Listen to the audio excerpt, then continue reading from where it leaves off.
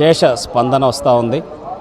అదే మొత్తం రాష్ట్రం మొత్తం కూడా అదే విధంగా ముందుకు వెళ్తూ ఆయన ఎన్డీఏ కూటమి అఖండ విజయం సాధించి ఈ రాష్ట్రానికి ముఖ్యమంత్రి అయ్యి మళ్ళీ ఈ రాష్ట్రాన్ని గాడిలో పెట్టాల్సిన బాధ్యత ఆయన మీద ఉంది. కాబట్టి ఆయనకి వెంకటేశ్వర స్వామి వారి సంపూర్ణ ఆశీస్సులు ఉండాలని చెప్పి కోరుకోవటం జరిగింది.